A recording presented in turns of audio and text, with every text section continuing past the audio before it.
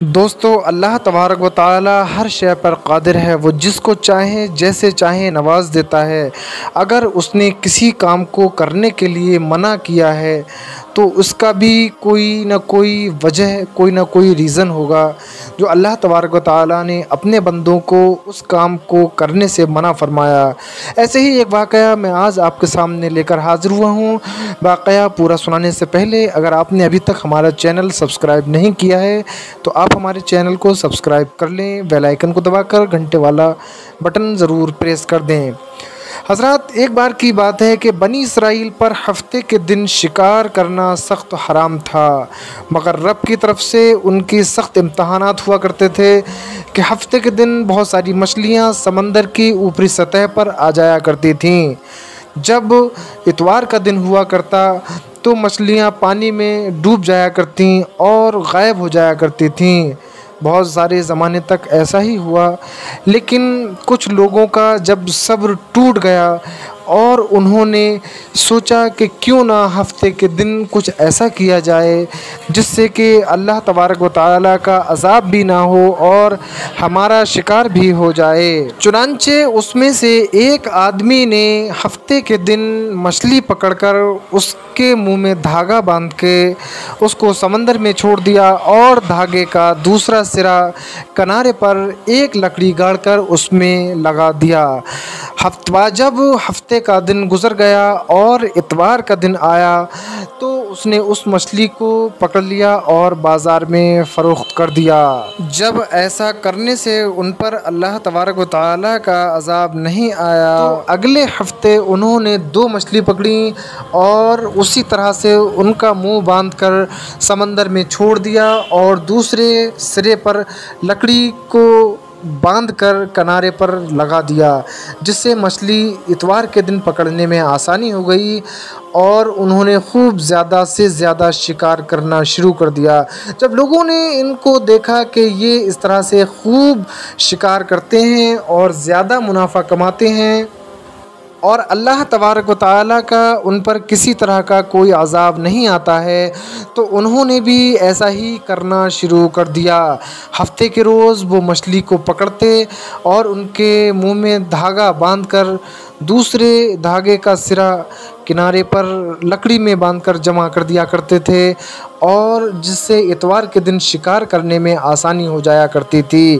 جب انہیں مکمل یقین ہو گیا کہ اللہ تبارک و تعالیٰ اب ان پر ہفتے کے روز شکار کرنے میں کوئی عذاب نہیں بھیجے گا تو انہوں نے گڈھے کرنا شروع کر دیے اور ان مچھلیوں کو ان گڈھوں میں پکڑنے لگے۔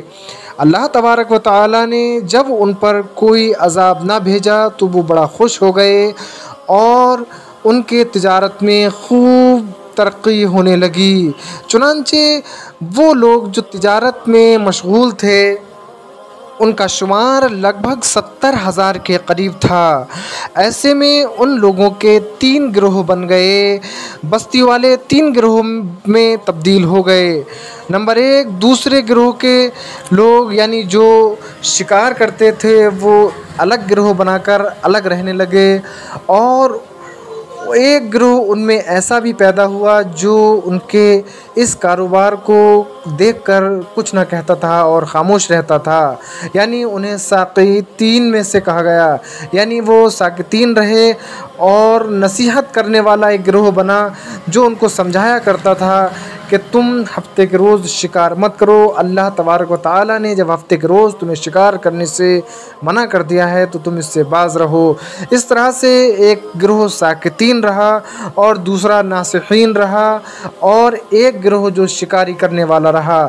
یہ 3 گروہ جب پیدا ہوئے انہوں نے اپنے اپنے محلے میں ایک دیوار کھینچ لی اور اپنے اپنے محلے میں الگ سے رہنے لگے۔ ایک دن ایسا ہوا کہ جب لوگ سو کر اٹھے تو انہوں نے دیکھا کہ دوسرے محلے کے لوگ میں نہ کوئی شور ہے، نہ کوئی شرابہ ہے، نہ کسی طرح کی کوئی ہلچل ہے۔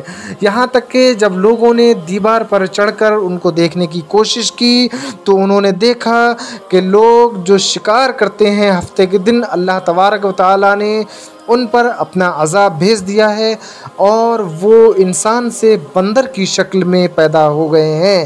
یعنی وہ انسان جو ہفتے کے روز شکار کیا کرتے تھے، وہ انسان اب انسان نہیں بلکہ بندر بنا دیے گئے ہیں۔